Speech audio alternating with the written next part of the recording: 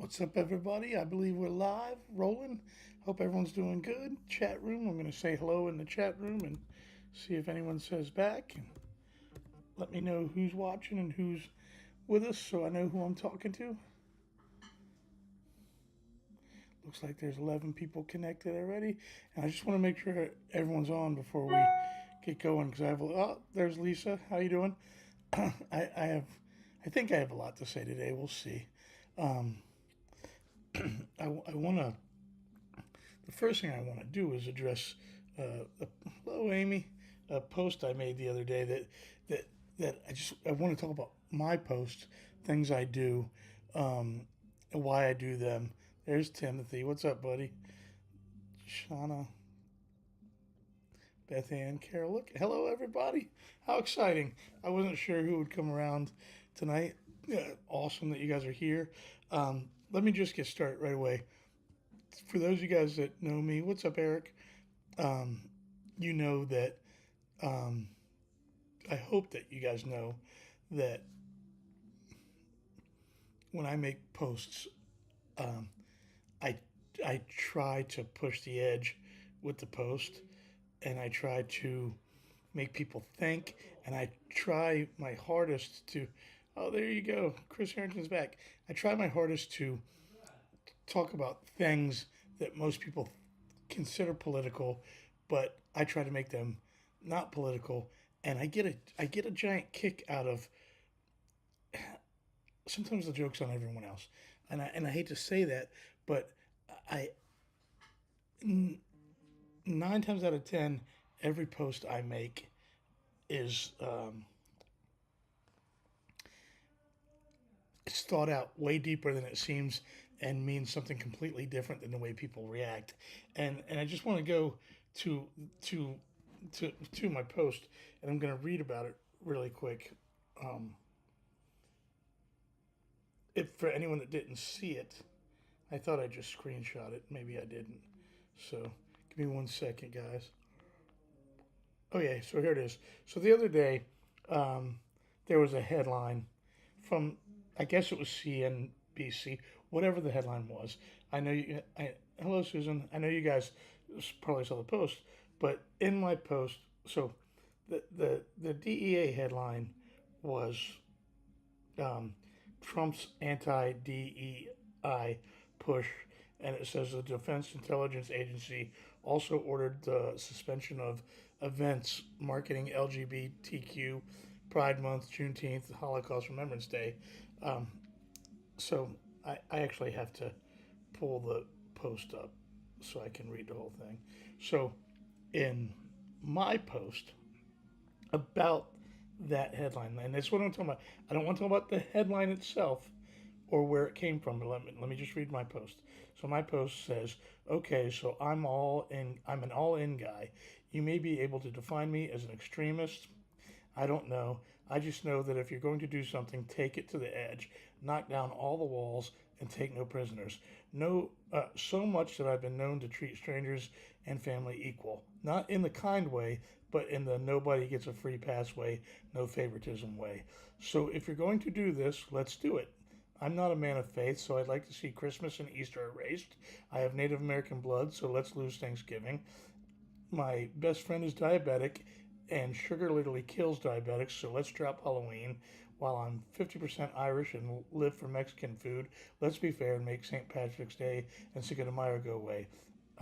I know a ton of people who don't have children, so I suppose we need to drop Mother and Father's Day. Let's go all or nothing. So, uh, here's my point. It's fascinating to me. I will put these posts up, and I know that my friends on the right will instantly accuse me of being liberal, and my friends on the left will instantly accuse me of being super right wing. And my point is, I never said anything other than if anyone's going to do this, let's do it all the way. My post was about going all the way. My post was about the drive it takes me to succeed in the music business, the drive it takes me to do anything. And but people read into it and started. I never once said, "Hey, this is a terrible idea." I did not say it was a terrible idea. I did not say it was a good idea. I said, if we're going to do it, let's go all the way, because you do have to go all the way, right? If you're going to eliminate one thing, you have to eliminate everything. And I don't know how many of you guys watched all the posts and comments. 212 comments that I got, uh, and it's fascinating. And then all the people that are like, "Oh, you need to read that. That's fake news," and it doesn't matter if it was fake. That was the other point. It was strictly hypothetical point I was trying to make. And the best part about the entire thing was the entire thing was a setup for me to make the joke about being taking Halloween away because of diabetics. It's me and Brett make this joke all the time. We talk about all of it, and we talk about the things people are taking away and cancel culture. And Brett one time goes, "Well, I want Halloween taken away because I can't eat candy because I'm a diabetic," and it was funny. It was funny, but my point again is, in my posts, always I never discuss political affiliation. I pick a topic that is politicized and I'll say something about it and then let people read into it what they want. And I've never really just kind of said this to anyone, but I thought we'd talk about it tonight. And so in the future, now you guys are in on the joke. Just watch the post and watch where people go about it. It it's and I've been doing this for years and years and years, and I just I think it's fascinating what people read into versus what's really happening on any particular post. I'm gonna read some of the comments real quick. Leave Christmas. I know, Amy. Leave Christmas alone. But you got my point to the joke, right? Saw the whole thing. People just jump to answers, argue without really comprehending what you're saying. That's what I believe. The most innocent post gets turned political, no matter what these days. Correct. People read what they want to read. All that is correct. You guys are right, and that is the point. Every time I do one of these posts, um, but again, it, the entire thing was structured around. For years, I've been wanting to make this joke about the Halloween and the candy. And when I read the post that I was reading from the other news source, it just hit me. This is it. This is the moment that I can finally land the Halloween joke. But again, the thing that cracked me up the most was all the people saying that it was fake news. Everything's fake. Everything is clickbait. Nothing's real anymore. Uh, but whether you believe in Santa Claus or you believe that Bigfoot's real, that's fake news too. But it sparks conversation, and that was my point of the whole thing: is to spark the conversation. Um, and it's so funny. What you're reading is fake. It's completely irrelevant whether it was fake. That's just like if I said to one of my friends one day, "I what if lightsabers were real?" It's a completely hypothetical conversation based on something that can never really be real. The real way they use those things. I know people have made some plasma blades or whatever, but it's still just an interesting conversation. And I never ever said that I was on Trump's side. I never once did I say I was for or against it. I simply, if you have the death penalty and they're walking you to the electric chair, there's nothing you can do about it. So let's get it done. And that was kind of my point. If we're gonna do this, let's do it. And if you guys saw that post, man, go read. It's one of the best. The comments are some of the best thing I ever made, to the point where I actually had to go and cut and paste to everyone. And what did I say? I explained it. Let me see if I can see. I went and cut and paste this response to every single other response. I just want to be 100% clear that this post is not anti-Trump. It's not pro-Trump. It is, if we're going to do this, then let's push it to the limits. I did not say I agree with it or disagree. I said if it's the way it's going to be, then let's take it to the extreme. It does not matter if it's real or not. Hypothetical questions are asked all the time. My point is simply hypothetical. I did not mention Trump. I did not mention the left. My only point was if this was going to happen, let's go all the way. So it's interesting. I ask all of you guys, do the same thing, man. Try to be tricky with your posting, and make a point and let everyone go to a different somewhere different on it.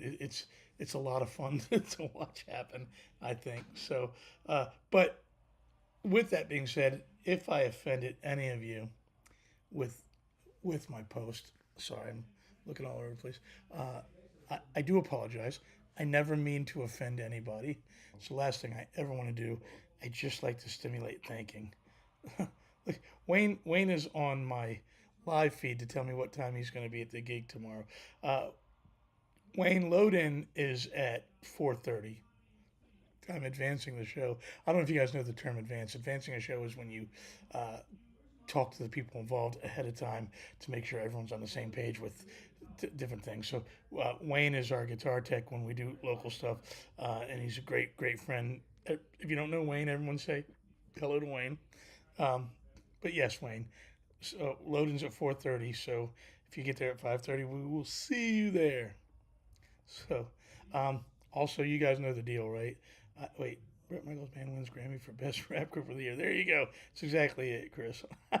um, um, what else was I going to say? Oh, I have a text from Wayne, too.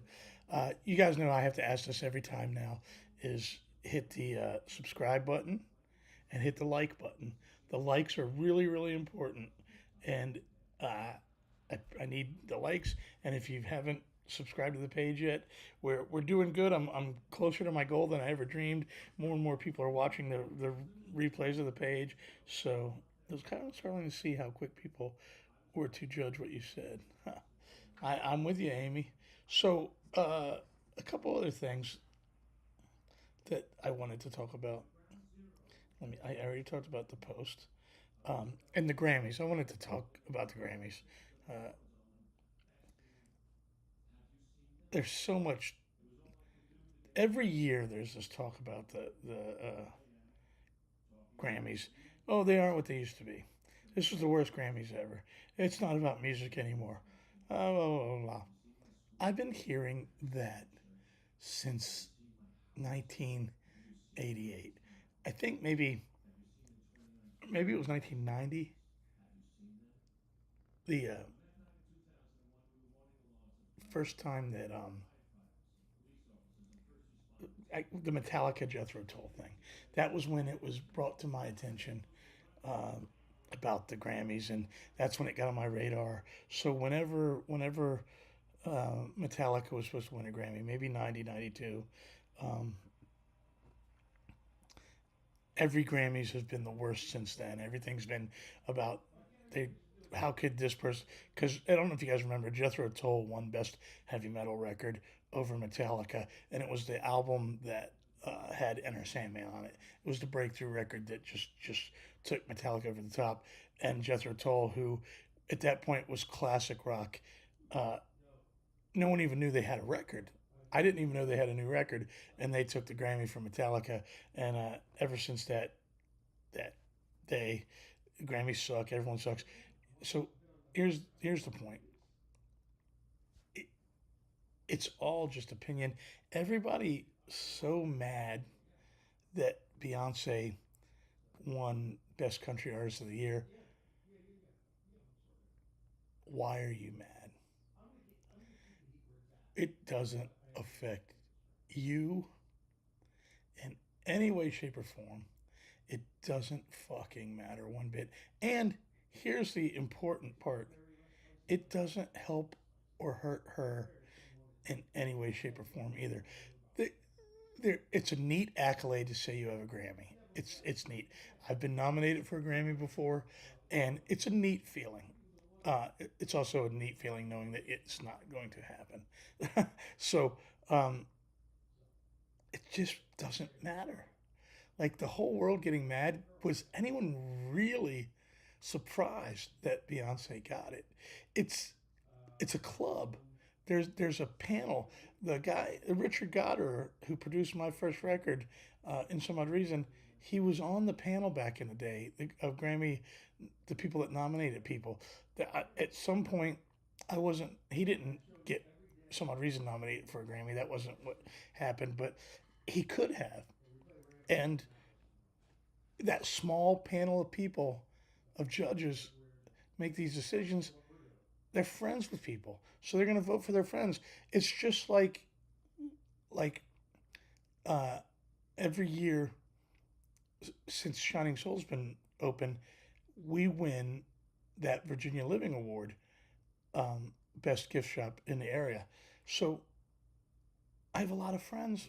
I have a lot of people that support me personally. Some that have probably never even been in the shop, but they vote for me and they vote for the shop. Uh, it doesn't necessarily mean I am the best gift shop down there.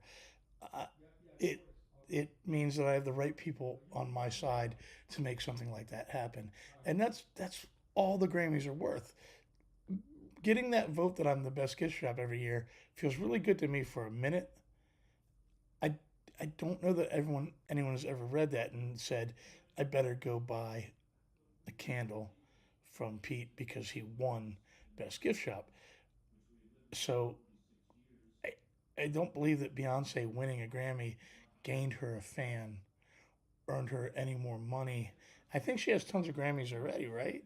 I'm not sure. Maybe she does. I think she does. So, so my question is, why does anyone care? Exactly, but she is broadening her coverage. We shouldn't be mad at her. It is like Rolling Stone magazine. It isn't about the actual music. That's correct. Now, I'll tell you, I don't like the Beyonce country stuff. I don't like it, but there's a lot of crossover country. Bon Jovi made a crossover country record. Me and Brett have made country songs. We were talking about it today. Uh, me and Chad, not today, yesterday, me and Chad were downtown in Manassas eating at Zandra's, and Girls on Bars came on the jukebox. And I looked around to see if it was someone I know kind of playing a joke or just being nice. You know what I mean? Uh, there was no one in the building that I knew. So the songs on rotation is jukebox, and I'd forgotten that when the Girls on Bars song came out, and to this day on CMT's website, they debuted the video for that song on CMT, and to this day, it is the largest debut video CMT had ever put out on their site. But it didn't catapult me and Brett to super country success. It didn't. I don't know that we won any new fans. Our fans alone were proud of us. But so so all the people that were so mad, I think there's real country artists much more deserving. There are Timothy. Well, so that's it. There are other artists much more deserving, and there always will be. There always will be. But the Grammys is about a small club of people. It's a clique, and she's in that clique, and she won, and the world likes her, man. And you know, it, I can't imagine she woke up and wanted to win the Grammy for the country music. I'd just be curious to know how. That's all. I saw so many fucking people just beating her up. It's not her fault. She didn't get not. She. You don't call in and go, "I'd like to be nominated for a Grammy." You have no say. The artist has no say in how that works. So everyone has an opinion and the right. At least she had clothes on. Yeah. So what is this clothes on thing? Can one of you guys fill me in? I'll sit here for a minute and watch this chat. Did something weird happen? Like, did someone? I mean, there's always someone dressing. It's Hollywood, but was there some kind of exposure to something that I just don't pay enough attention. I don't know. So, if someone knows something, let me know. The delay watching the chat room makes it hard. At some point, the technology for this has got to get good enough to be like almost real time. I didn't watch it, but she didn't. She didn't have clothes on. I guess. Hello, Jessica. So I don't know. I guess Kanye girl. What is Kanye West's wife was a sheer nudes dress. Oh, all right. I have no idea who that is, but I'll look it up later. So, oh, there's Terry. So, was it awful though? Like, was it offensive or was it just Hollywood risque?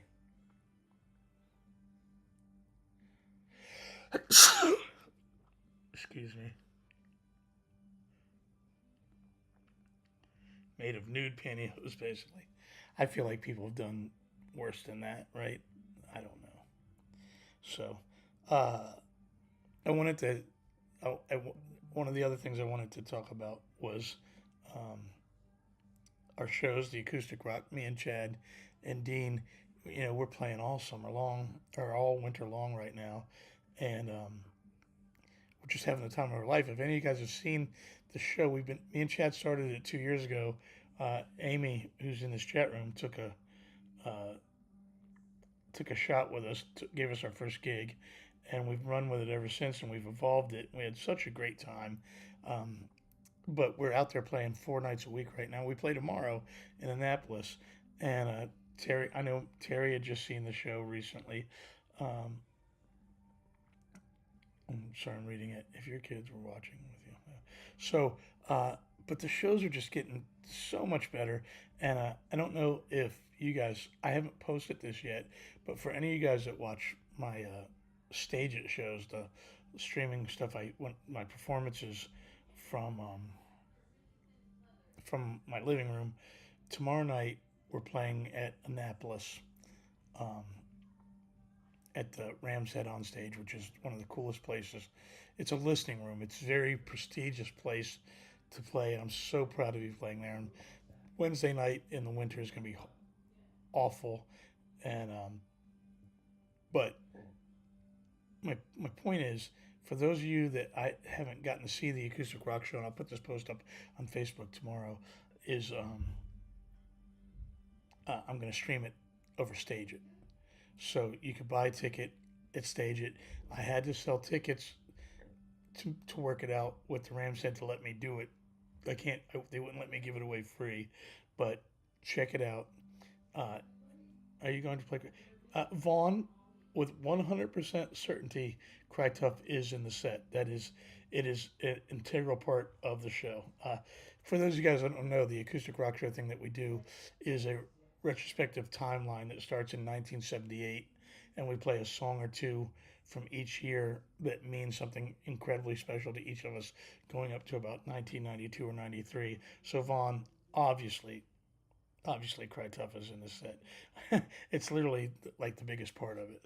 So, but if you guys are interested and you're in a position where you've never been able to come out and see the show live, we are going to set up a camera at the soundboard and broadcast it via Stage It. And if you don't know what Stage It is, yes, Drift Away is in the set too. If you don't know what Stage It is, it's something I've been doing for almost 10 years before COVID. Um, yeah, but it's a live streaming platform that you can perform music on. But the important part about it is that it streams and then it's gone. So it's like a real concert. You have to be there to see it. You can't go back and watch it later like you can watch this broadcast. You have to watch it live then, and then it's gone. And I love that platform. It makes it seem a lot more real and makes it seem more special, but you do have to buy tickets to it. I'm going to set the camera up so that it's the best possible view to feel like you're getting the live experience in this room tomorrow. But if any of you guys have any interest, I'll post about it on Facebook. You can follow the link and watch our show. Um, so that's my acoustic rock show thing I wanted to talk about. So here's the main thing that was my topic tonight. Two things is um, do we have any Saturday Night Live fans? Like all you guys watching? Um,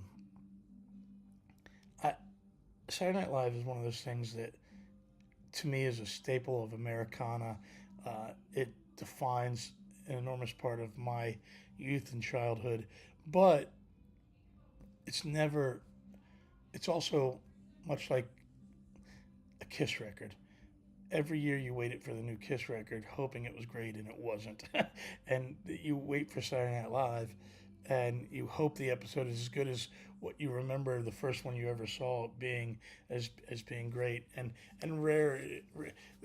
you never meet anyone that thinks that, oh, Saturday Night Live was great last week, but yet it's been running for 50 years or 50 seasons, not 50 years, 70. I think it's 74.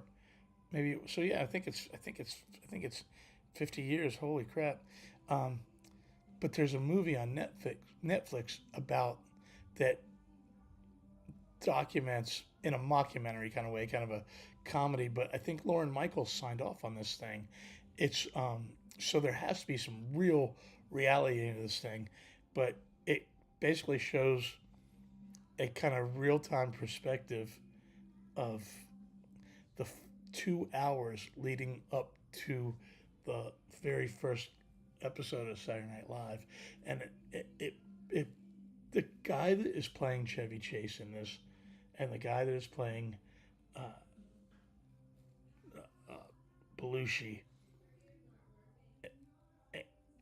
they're fascinating, and obviously when you watch this, when it's over, the first thing everyone has to do is go on YouTube and you start searching the first episode to see how close it was, and it's killer, man. It's killer. And if Saturday Night Live is part of your guys' history, I urge you guys to watch this. And it is such an inspiration to see the struggle right down to 10 seconds before it was going to air. They were set up to fail. This is a story I guess I never knew. They NBC and Johnny Carson were kind of at odds about running reruns, and the network was trying to give a big fuck you to Johnny Carson. So instead of running Johnny Carson reruns, they were going to give this variety show to this young guy and this young class. It was interesting to find out that they didn't. Basically, NBC set them up to fail. Never intended it to be any good. Were literally was just using 90 minutes of junk to piss Johnny Carson off. Um, and the reason I'm bringing this up is because me and Brett talk about things a lot of times about different people setting you up to fail. And I've never really felt like that. Sometimes even with my paranoid delusional stuff, I'm like, that can't be. It just can't be. It just can't be. and and Brett said he's been through it a lot of times, and there's been times I felt like it, and I want to believe that I put it in my head, and I go, there's no way that I was actually being set up to fail. But this exposes the truth that really does happen in the entertainment industry. And yeah, it's on Netflix. I think it's just called Saturday Night or whatever. What's up, Striker? And I urge all you to watch it. First of all, the acting is tremendous. It looks so gritty and cool. It looks so 70s. Um, and again, Lauren Michaels signed off on it, so I think that it has to be really close to true in a lot of it. There's I didn't realize Jim Henson and the Muppets had a segment in the original in the original first few episodes or whatever, and it portrays him as this kind of along those lines. Did you watch the video? I have it, but I have not seen it yet, Jessica. I will watch it. I've been busy, but uh, Jim Henson's such a sweet, nice guy, and I guess I don't know nothing about him. They portray him as being very much like the Bob, whoever the guy is that paints the pictures, the little pink clouds or whatever. I guess I've never known anything much about Henson, but he's apparently this sweet guy that doesn't like vulgarity and doesn't like he just a sweet kind guy, and then it shows the heavy drug use, that they were all high and stoned all the time, and but I'd rather arrange my sock drawer than watch the new Saturday Night Lives. Here you go, Tim. Oh, and why is that? Why is that? You can't give it. I will tell you what. Both times that I've seen Dave Chappelle uh, host Saturday Night Live, it blows my. He is such a genius to me. Bob Ross. There you go. It's But so the point of that is, right up until like 10 seconds before the show was airing, they had Johnny Carson live rerun tape set up, and you watch the clock counting down, and the NBC producer wanting this to fail and ready to, but also afraid of how terrible it's going to be, ready to run Johnny Carson rerun, and then literally within 10 seconds, he changes his mind. He runs it live, and that became the first Saturday Night Live with George Carlin as the host. It shows George being an asshole. Um, I was a big fan of George Carlin. I still am. I always will be. But it shows him being like cocky, arrogant. It shows all of the like. It shows all the stars that thought they were up and coming being arrogant and mean to each other, and like Aykroyd. It shows Aykroyd hitting on every chick in the place, and it's just it's fascinating to watch. And then so from that, after that, I went down this fucking wormhole. There's two guys that are doing a Saturday Night Live website or a YouTube live where they discuss every season. It's each clip's only about 30 minutes long, but they go through every season and what was the season, who did what happened. It's a complete history of Saturday Night Live, and it's done so well. And I just bringing the gem for you. Oh, thanks, Wayne. Um, so like interesting things I didn't know. For some reason, I thought Eddie Murphy was there from the beginning, and I didn't know that Eddie Murphy had wasn't until like season 4, and he was so young, and they begged him, or he begged them to get an audition, and he wanted to be on that show so bad. But the other thing I didn't realize was the first few seasons they had like the same host would host like 3 times in a season, and sometimes they wouldn't have musical guests, sometimes they wouldn't have hosts. Now I want to take the time and go back and just watch all the seasons, but there was also a point where Lauren Michaels quit. I had no idea. I've always thought he was there for the entire thing. I know he's there now, so I don't know what year he came back, but he actually left the show. And when he was gone was when that new guy brought Eddie Murphy and Joe Piscopo in and started to restructure that. So actually, when I'm done the live stream here, I can't wait to get back out there and start continuing watching this other guy's channel. It's awesome. Um, if it's something that you guys would be interested in, Saturday Night Live's fascinating. The history is fascinating. The comedians that it has given us through the years, whether you like it or not, that's the stepping stone for. And the other thing was, I didn't know Lauren Michaels was Canadian. That's for you, Dave. I didn't know he was Canadian, and I didn't know that an enormous part of his staff, an enormous part of his creative team, an enormous part of his ideas came from SC TV, which was the big Canadian thing. And I guess I've always known that, and I've always known about some of those characters and different things, but I just didn't know there was such an impact that was the influence for what Saturday Night became. So it's incredible to watch if you want to be educated because uh, Saturday Night Live is part of pop culture and part of probably everyone that's watching this is history, and I guarantee it will spark some emotion in you and intrigue. So, uh, so that was one of the things I was talking about today, Saturday Night Live, and then uh,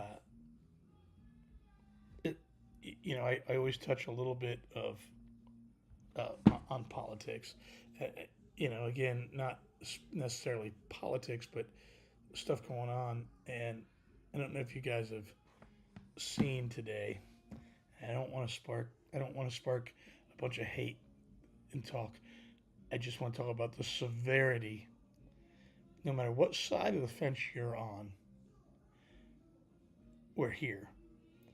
Whether you like or hate Donald Trump, we're here. So my point is the severity that we're in. Don't don't go, I fucking hate that guy, or don't go, I love him. That's not. Hear me out. We're not talking about whether you like or hate Donald Trump. We're talking about like him or hate him. We're here, and there's the severity of the situation that we are all in is is frightening. Did you guys see today that uh, he basically said he's going to take over the Gaza Strip? Again, whatever the truth is, whatever. That's the soundbite going around. That's the thing. And what the fuck, right? Like like where are we at? It's he said, and it's a quote. I guess he thinks that Iran's trying to assassinate him, and he says, "I have left specific plans in case I'm assassinated to obliterate Iran." Uh, so where does this talk come from? Who's in his head telling him that Iran's trying to assassinate him? That's the other thing that I always want to bring up. No matter what it is about what you think about a president, who's in his ear? Like nobody knows everything. The most important part you can do as a leader, whether you're the boss of a candle shop or you're the president of the United States, is put people around you that you can't do everything, especially if you're the president. So who put it in his ear that they're trying to assassinate him? Especially knowing how manic and crazy he is and threatening and defensive he is this serious enough that someone had to put it in his head? Example, there's a lot of things. Brett's the boss out on the road. It's real easy. I know he's the sweetest, greatest guy in the world. It's real easy to set him off. If he thinks something's not going to go right, if he thinks for 1 second that the show is not going to be what the fans want to see, whether it's a little bit of the sound, whether it's the lighting, whether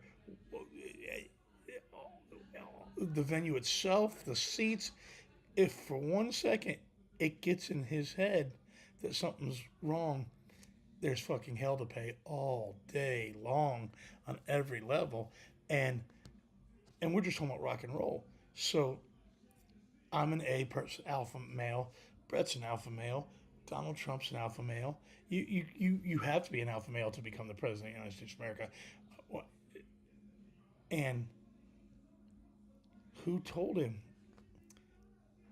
What was that a bad joke to get him that fired up, or are we in that kind of trouble?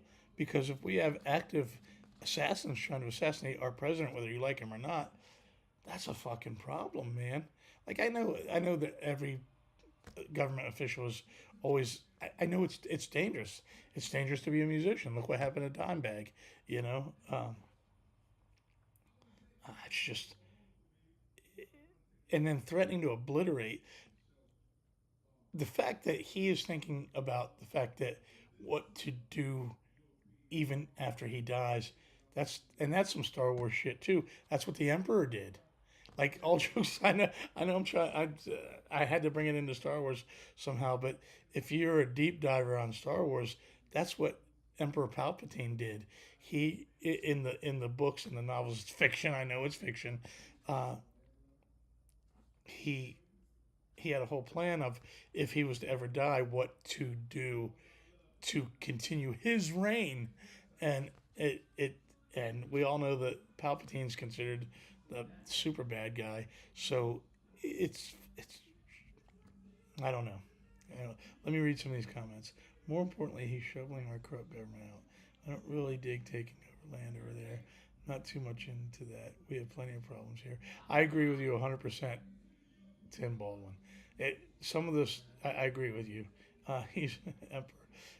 Uh, pretty sure Trump he was shot. And it is scary. It's funny.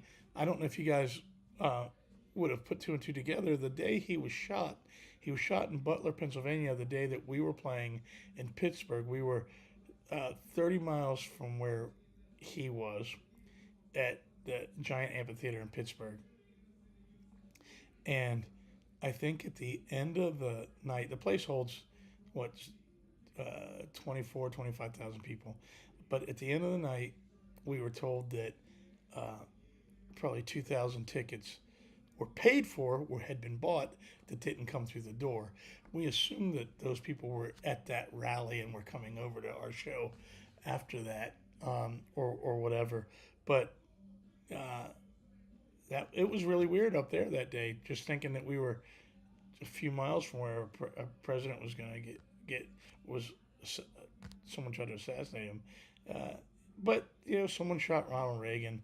We know what happened to Kennedy. It's not the first time, and I'm sure. I bet you would find out that almost every president has had assassination attempts. The things that we'll never know about that we're protected from are are it's scary to start going down that hole. What near misses will we never know about? What 9/11 plots got this close and didn't happen? And there's no reason to tell us because why get us all worked up, right? But imagine all the stuff. I don't know. And then the plane crashes this week. The plane crashes were crazy, right?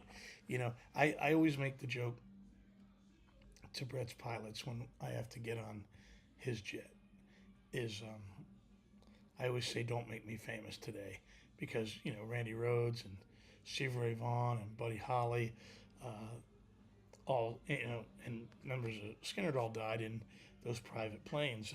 so I'm not a giant fan of those things anyway, but a couple plane, Lisa, you say you won't fly right now. You don't, I don't know that you fly anyway, right? It's a gigantic undertaking to get you to decide to go on a plane at all, if I remember correctly, right? But why am I being told to shut up? Striker, what did I say? Who knows? Probably about the plane stuff. Um, is it frozen? Oh, sorry, the screen looked like it was frozen. Um, but it's scary stuff, man. The plane crashing stuff, and I don't like that at all. I'm actually our gigs in Boston this weekend. I'm driving to. Just gonna stay out. People say it's safer to fly than drive, and if you do the math on that, or you listen to the theory behind that is it's safer to fly to drive because you drive more, so you have more potential to crash driving than you do on a plane. Well, that's the opposite for me. I fly way, way, way more than I drive. You guys know. Sometimes I fly 1, 2, 3. Sometimes I fly 4 and 5 days out of the entire week. No, I was joking about the plane crash. Yeah, I know.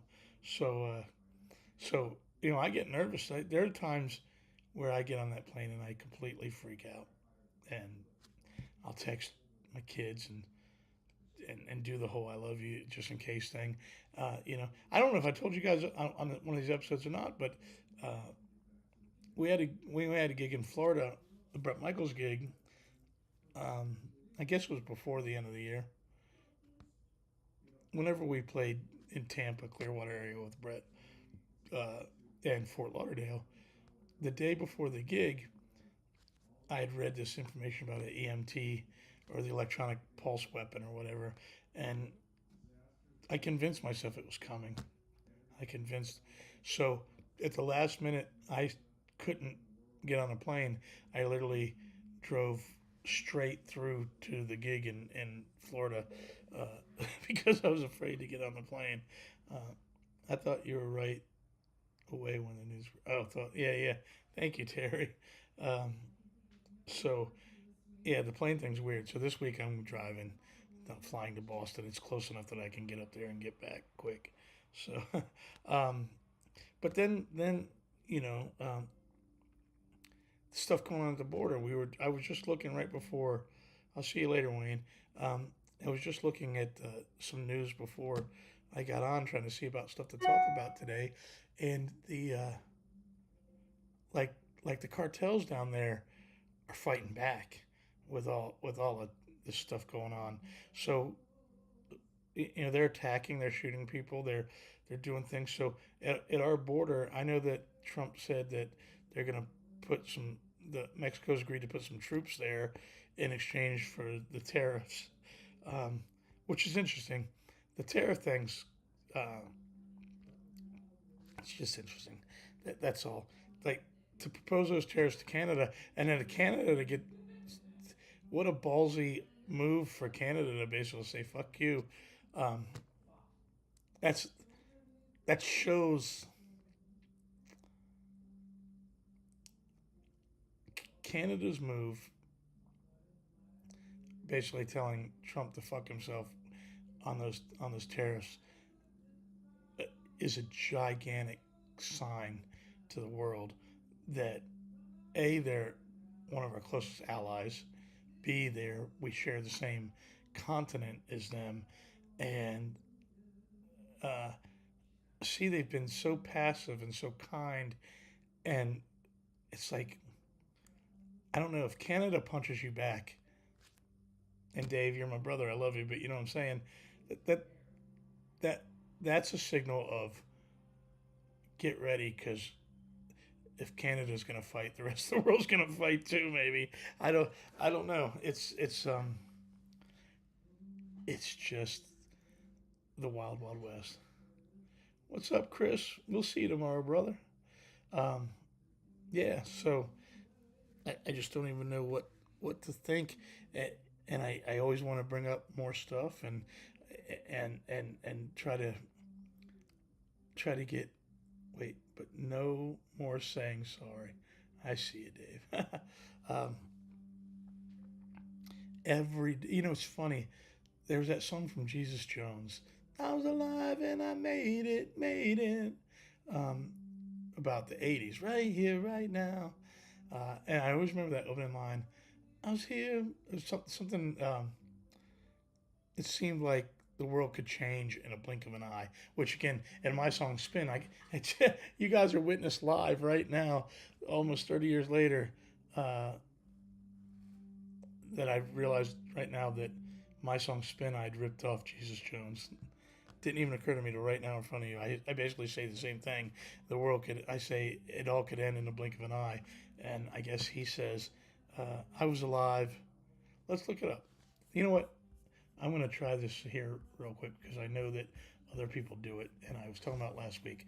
I'm going to see if I can switch this, and am I still there while I'm looking at it? I'm looking at a different web page, uh, but I hope this is still going. Hold on. I hope it's going. Oh, yeah, so this is it. A woman on the radio talks about revolution when it's already passed her by. Bob Dylan didn't have this to sing about. It feels good to be alive. I saw I saw the decade end when it seemed the world could change at the blink of an eye, and if anything, this was the sign of the times. Uh, to me, those were very powerful lyrics when I was young. And did it go while I was reading that? Did it go? All right. So, um, but here we are again with that lyric. Like I don't know how you guys feel about this, but I literally at this point wake up every morning with a little bit of anxiety and excitement. What might have happened or what's going to happen today? Like it's certainly exhilarating to be alive right now. There's fear, there's anxiety, there's hope, there's all these things. But it's very exhilarating unless you're depressed and whatever the emotion is, whatever you are, whoever you are, is certainly heightened right now. Uh, it is real shit, and not one of us know what to expect every single day. At the end, is it all going to be okay? I imagine everything will be all right. I have to imagine everything will be all right. But every day I wake up and I'm like, what happened? What happened when I was asleep? And I imagine some of you guys have to be that way too, right? It's gotten a whole lot more interesting. Yes, right. It's gotten a lot more interesting. By the way, if anyone's watching, I have to do this. I want to shoot myself in the head about this.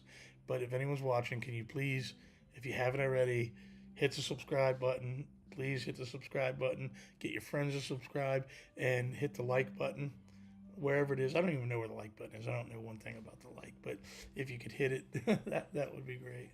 Uh, so that that's basically it. I don't know what else to say this week. Watch Saturday Night Live. Watch it. You got to watch it. Um, I don't know if any of you guys took interest in the stuff that I was talking about last week with the about the stuff that I'm interested in with the extra terrestrial phenomena. But I know a handful of you texted me personally about picking up that book I was reading. If you haven't picked it up yet, again, it's called The Fourth Mind by Whitley Strieber, um, and there's so much. So I don't I don't remember if I said this last week to you guys because I think it came to me later on. And if I said it to you last week, because I've been thinking about this for a long time, um, I talk about this enough now to know that you guys know that I feel like I've had some. I have Jeff very interested. Tell Jeff I'm interested in Jeff. You know, I believe in Jeff. That's why I'm not afraid. Um, but um, I think I said this last week, but I've thought more and more and more about it. As a child going through whatever experiences that I've had, whether they're mental, whether whatever experience it is, fake, imagination, or real, whatever it is, the people in my experiences have constantly shown me what I thought was the end of the world as we know it. We say the end of the world. The end of the world is not the end of the world. The end of our civilization. Um, and if I said this last week, someone tell me because it's been nonstop on my mind because for almost 50 years I've been thinking one thing, and this book made me think something else. The visions of the catastrophe that I've been shown that I've always thought, and most experiencers have thought, was a vision of our future, and them saying, "Don't don't do this or don't do that because this is going to happen." Uh, all of a sudden, it occurred to me, what if they were showing our history? What if they are from the past, or and their civilization was destroyed, and they're trying to show us how to prevent that from happening in our time? I can't get that part. Uh, yeah, it's where we came from, not what we're living through. Uh, and then it goes back to the whole thing about the time thing. I'm still fascinated. I actually broke down and started talking to Chad about it. I never talked to the quantum physics and the time thing to any of my music buddies. Uh, I never think they really want to talk about it or whatever. But trying to understand the time thing, how does it work? How does every moment in time have already happened? All moments happen all at once. My brain tells me that's true, but my brain also can't fucking comprehend how that's true. It's just, you guys know I've said it a million times, but it just makes me insane. So, and it's funny. I went back last week after doing the show and rewatched the movie Communion, who is also the author Whitley Strieber, um, and it was funny. I haven't watched that movie in at least 20 years, and when I watched it 20 years ago, the perspective was that the story was solely about Whitley Strieber himself um, going through abduction scenarios. Uh, and when I watch the movie now, it was also his son it was happening to. And a giant portion of that movie is about the fact that it's happening to his son as well. And I never even, I've read the book, I've watched the movie multiple times, and it's just funny what perspective can do later in life when you watch something different. I was so focused on the story of Whitley being abducted that it never occurred to me that his son was happening to it too. And then now when you watch it as a father and I'm watching it, it's terrifying because you do fear that this is genetic and it's being passed on and that it might be happening to your own children and what can you do about it. It's fascinating. Let me see what Dave says. Cartoon on HBO Max, Creature Commandos. Plot is based on what what may or may not happen, and choice to make based on who you believe in. Fiction. Interesting. It's well done. I'll have to check it out, Dave. I will have to check it out. So, yeah. So I could have talked about a bunch more politics and stuff, but I feel like I don't know that that's where I want to go with this. Uh, just a little bit, just thoughts. I hope tonight was fun. I had a good time. I kind of went by quick. Um, you know, I would always, as we continue to do this, I want to always ask you guys you bring up topics. Tell me something we could all get together and talk about. What else could we bring up that is interesting and that other people might want to watch later on, on the playback. How are you doing? I'm doing good. I'm doing good. Thank you, Lori, Carolyn, Ken Johnson. See you in Worcester. You got it. We are on our way. I got a Brett Michaels gig on um, Friday at Mohegan Sun. If you guys have ever been there, it is one of the most beautiful indoor arenas in the country.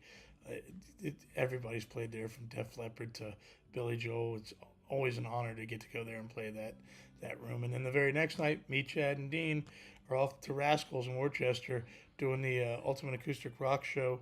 If you know anyone in the area, man, send them over, man. The Acoustic Rock Show is cool. We're having a good time with it. So, uh, you know, I think we're supposed to get snow tomorrow, and that sucks. I hope that doesn't affect my show. Tim, I'm not even going to start. I'm going to text you when this live stream's over, Tim, and we're going to discuss what I'm looking at right now. So, what else could I tell you? We talked about David Lee Roth last week. I feel like there hasn't been a ton of new news this week to talk about or bring up. Make sure you're four-wheel drive on the Bronco. Striker, we're taking Gavin's Dodge Ram to up there. They're already riding the roads. God, I hope that doesn't happen.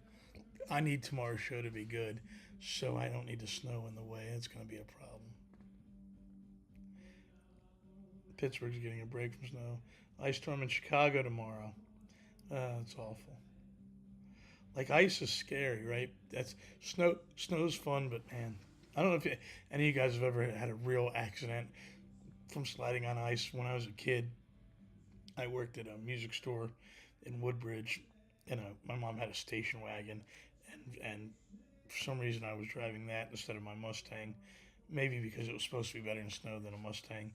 And there you go, Chris. There will be no snow. And I was 16 or 17 years old, and the snow just came down out of nowhere, really bad. And from Woodbridge to Manassas is about a 15-mile drive. And I was being as careful as I could, inexperienced 16-year-old driver, just being as careful as I could. And it spun out. The car spun out, and it was just ice. It wasn't snow. And I just slid. I think it was on Hoadley Road for anyone that knows the area, and just off the road, way out into this guy's field, and the car was stuck, and my dad had to come and took all kinds of people to push this thing out of the field, and so yeah, the ice stuff, that stuff's scary, man. There's been a couple times in my life I've slid on the ice, and so yes, Striker, I will be as careful as I can about it, so I can get there and sing those songs to you and celebrate your birthday. Right? We're celebrating your birthday, so I believe. I don't know. Did you guys watch the fire? Um, the fire thing, the relief in California. Did any of you guys watch that? Uh, I think I think Chad's watching it right now actually, and but I hear the like Pink's performance and all these performances were fantastic. What a great thing to do, you know. But there's something interesting about benefits that is. Have you guys ever thought about this? And I like doing benefit gigs, and I understand that it helps, but at the end of the day, you do a benefit gig to raise money to help somebody. The amount of money spent to do that gig, wouldn't it have just been better to give that to the person you're trying to raise money for? How often does, because you gotta, people aren't people aren't doing all of that stuff for free. When you're at bars and restaurants, bands get like Black Ice is the worst. Cross three lanes, you know. So like when you do a benefit, bands still get paid. The food people, the food stuff. A lot of people say they donate stuff, but it's not. There's always some kind of expense. If you're going to pay Pink $50,000, which probably a lot more net, to perform at this benefit, why not just give that money to the people? It's an interesting thing that I often think about. Uh, well, I heard even the cheap seats were 70. Right, exactly. So again, if someone's going to buy the $1,700 seat, why not just put that money straight? Because all $1,700 of that did not go to where it was going to go, or that did not go to the cause. There's overhead and expenses. So if you're willing to buy a $1,700 seat to watch this, why not just give it directly to someone that needs it? Just like the Grammys, give the production cost to Fire Fund instead. You get it, yeah. But you know what, Striker? Let's just say this: you say you play for free. Let me just take it all the way down, like we started this episode with. Go to the extremes, right? You play for free, but you spent gas money to get there. You probably bought some food on your way to get there. You may have bought yourself a new set of strings to do that gig. So even you playing for free probably spent $100 to do a gig, where you could have just given that $100 to them. Do you see what I'm saying? If these things are really about raising the money, just everyone give the money. It's just it's something that's always been on my mind. But that being said, I'm a professional musician, and if you hiring me to play a benefit, I'm going to do that. I'm going to take your money to play that benefit, and I'm going to do everything I can to raise money for you. I 100% behind the cause, but I don't perform for free. So if you pay me $5,000, hopefully I can raise you $6,000, so at least you made money on what you paid me. That's always yeah, it's all just interesting. It's interesting. Maybe it keeps them in the media. It does keep them. You're absolutely right, Lisa.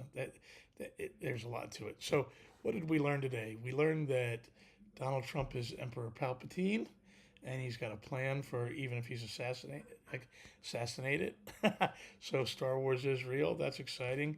Um, and we learned that Saturday Night Live is fascinating, and that I should get paid by Lauren Michaels or NBC for all the promotion I just did for him, because I guarantee you at least five of you are going to watch. Uh, that is why I pay my way to go to support all the bands.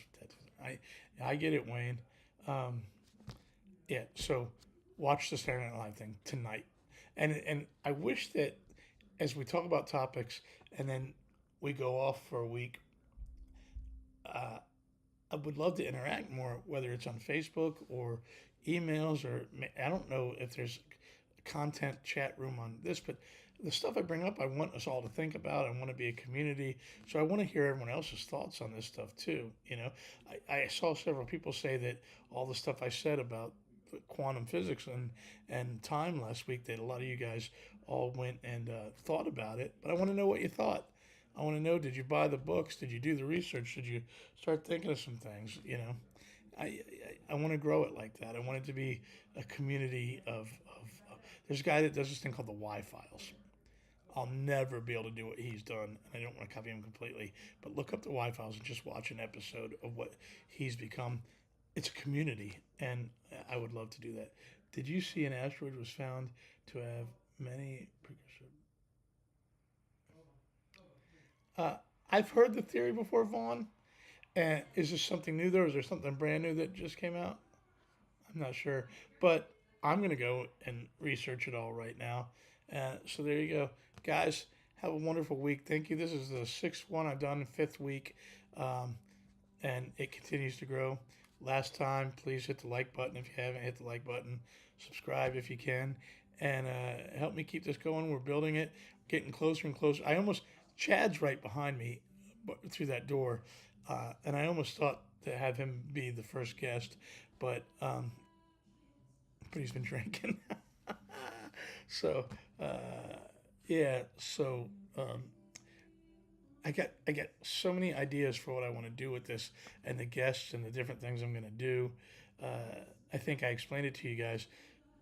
You have to get to 3,000 viewed hours on YouTube before it can be monetized. And I hate to say it, but the point of doing this is to make it into a business community. We chat, but I would like to be able to monetize this, make this part of the living that I make.